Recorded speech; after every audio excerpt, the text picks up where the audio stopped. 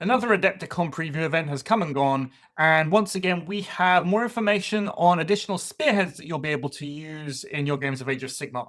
But we're playing Warcry here, so what we're going to be doing today is looking at those 4 new spearheads, and we're going to be doing a little bit of list building, seeing if they are any good for the game of Warcry, and if they are a product that you want to pick up in order to get into those factions. I have done breakdowns on basically all of the other spearheads available in the game. If you want information from those, you'll be able to find the link up there. Go check that out. We look at everything, and there's some real good stuff in there. Okay, everybody, we did it. We absolutely smashed it last year. We hit that 3,000 subscriber goal. Let's do it again this year. We're going for 5K. All you need to do is like and subscribe. And in fact, no, you don't need to subscribe. What I would like you to do now, after you finish watching this video, I've got a massive playlist of all sorts of things Warcry. Check out one of those videos and see if that's what you like. But if you want to throw some more support my way, you can join me here as a member. You can join me over on Patreon. You can join my Discord. Links for that are going to be down in the description below. Either way, you get to see stuff before it's released. You get to have a say into the kind of content that I create in the future. That's it from me for now. Let's get back to the video. Before we begin, rules. A great many of you will be watching this video who will already be playing Warcry and who will know all about list building and that kind of thing. But for any of you that's new here, specifically, this is what I'm going to follow. Okay, so we're only going to use what's in the box. The idea is you've been playing Spearhead already. You only have what's in the box, and we're going to be list building from that stuff.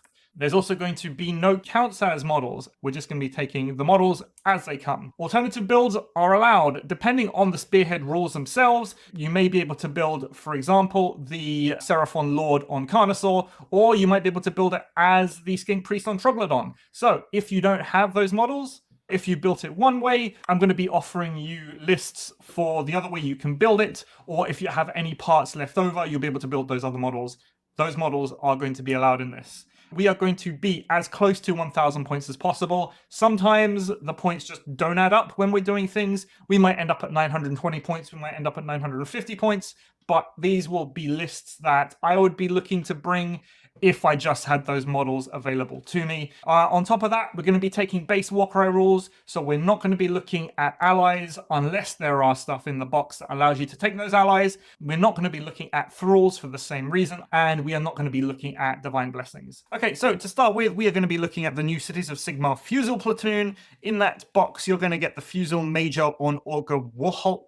You're going to get an Ultimate Warforger, 2 units of Free Guild Fusiliers, and 1 unit of Watercorp Hunters. Now, Watercorp Hunters themselves, they are a Warcry warband, so if you happen to have this box, you can just go ahead and play them normally in a kind of one-box fashion.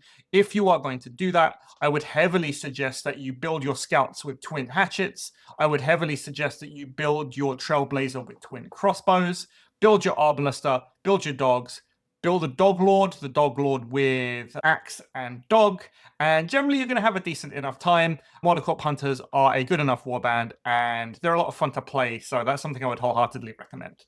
For the rest of the box, though, what can we build? Now, the problem really is that there are no basic chaff models in this box. You don't get your basic steel helms. You don't get anything else, really. So we're kind of stuck when we're talking about list building with essentially bringing this kind of strange ranged force made of Fusiliers.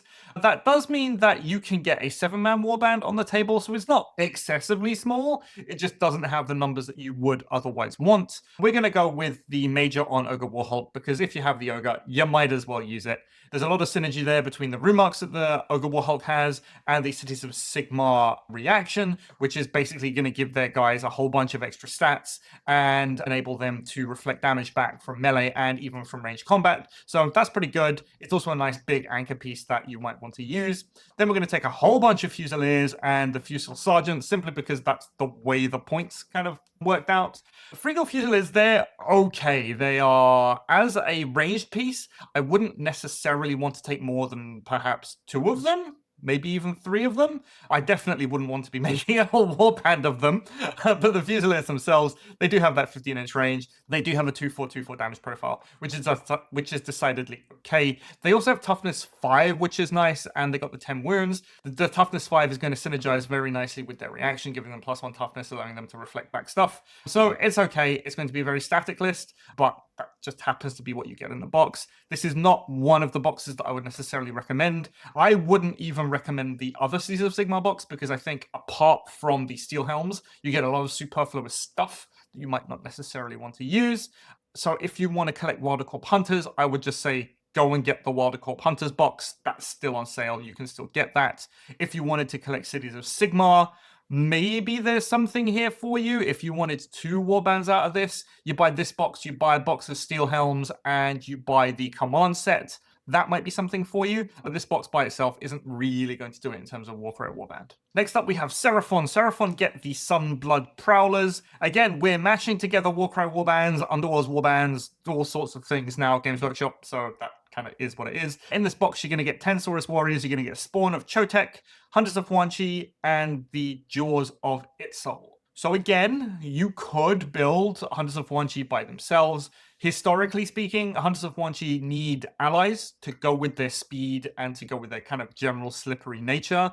And the allies that you get in this box are basically whatever you can build out of the Jaws of Itzal, which is going to be a Saurus Sunblood. I don't necessarily think that's going to be enough for you. So again, I would probably be looking, if you wanted to get into Hunters of Huanchi specifically, I would be looking at getting that box separately and then buying in additional allies that you might want. In terms of what's in the rest of this box, you'll basically have a very simple warband. You're going to run the Sunblood from the Jaws of Itzal. You're going to run your Spawn of Chotek. Now, I've chosen to run this, kind of almost breaking one of my own rules. Seraphon still have access to the Salamander. The Salamander is better than the Spawn of Chotek. So I would say play the Spawn of Chotek as a Salamander, and you'll kind of have a better time. You can bless the Salamander up with +1 strength, which negates the strength 4 aspect, which is something that the Spawn of Chotek does have. It does have strength 5s. You don't need to upgrade it, but the damage profile on the Salamander is just way better. We're going to take a couple of Skink Handlers. The Handlers are going to enable that Salamander, Spawn of Chotek, whatever you decide to bring, to shoot again and again.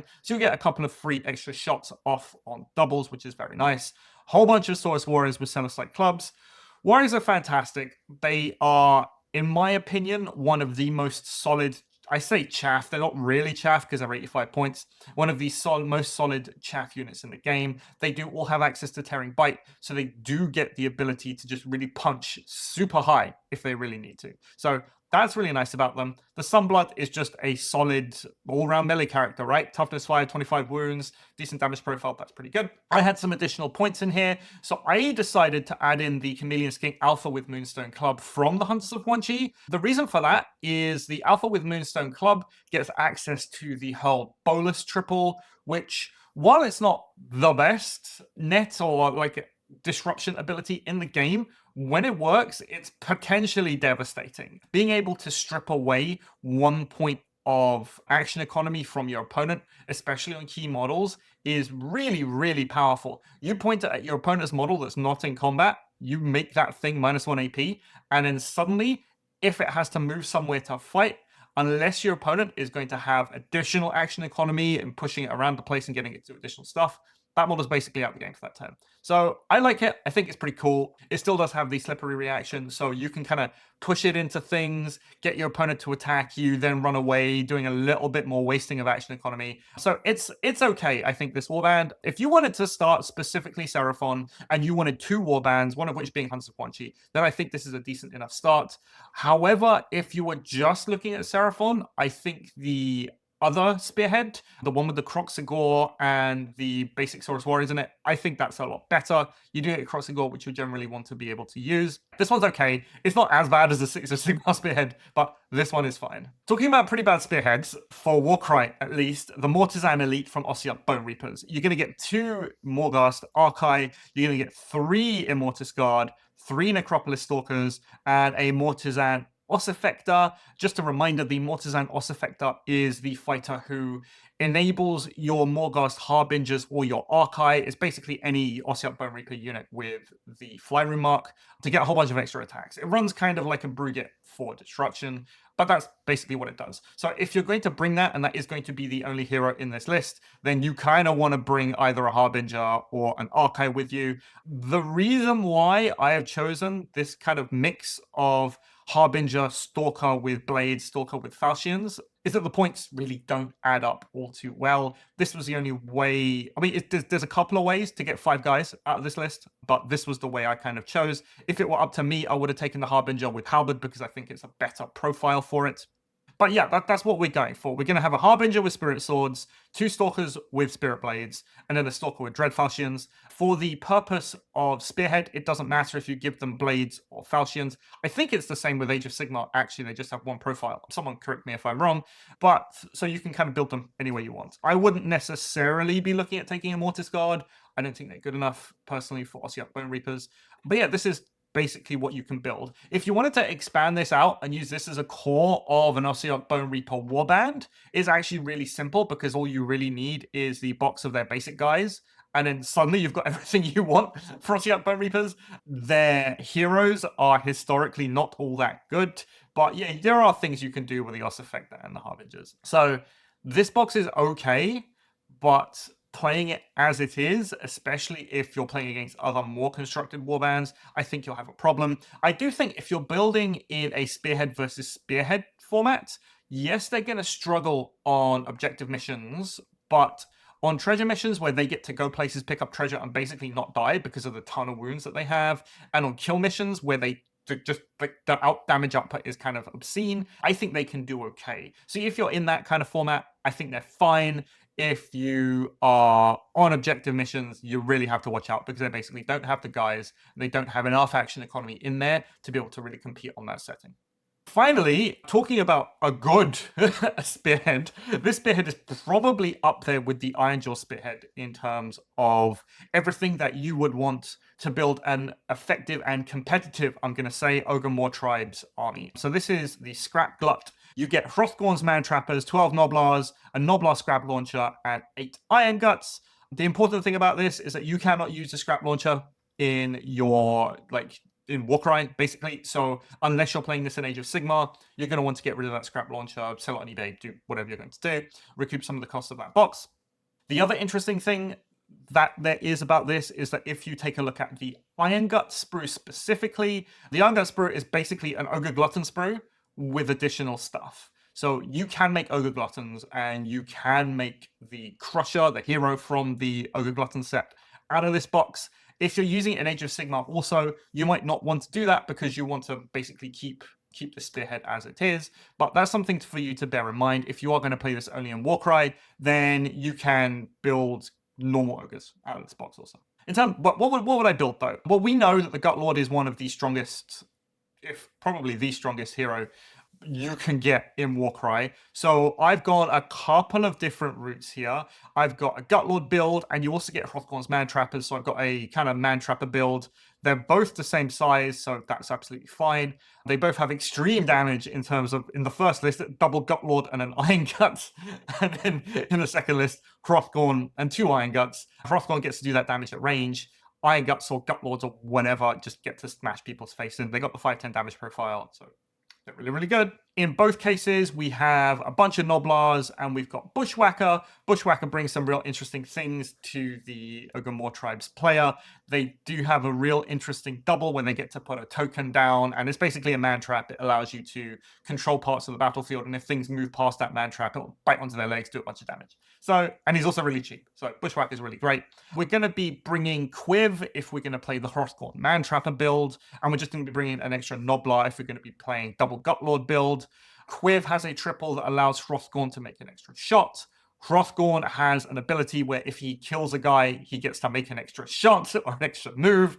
So one is really geared towards throwing bolts to Hrothgorn and then mowing down enemy chaff. Hrothgorn has a crazy damage profile on his bow. It's going to be strength 6. It's got 3/6 damage or 4/8 damage, something like that, if I remember. I think it's 4/8, which is amazing for him. Which build would I play myself? I mean, the double Gut Lord build, I think, is a lot better. There's not much in the game that can really take down double Gut Lords. They have Might Makes Right, which allows them to, again, make extra moves or make extra attack actions if they kill a thing. They also have On the Moor Path, which allows them to move more quickly to get into place. They got Toughness 5, 32 wounds. Fantastic. The more interesting build, if you ask me, is going to be the Frostborn Man Trapper build. Iron Guts are still fine. They're not Gut Lords, but they're really, really good. But yeah, that's the build I would take just because I like to be a bit special. But yeah, if you want to build this, get this box, go double Gut Lords. You don't need to bring the Iron Gut. Build your second box of Iron Guts just as a normal box of Ogres. Use basic guys, use one basic dude. You get a Crusher in there also. Still bring Bushwhacker, still bring the Noblars. I think it's a very effective list. And yeah, sell the Scrap Launcher.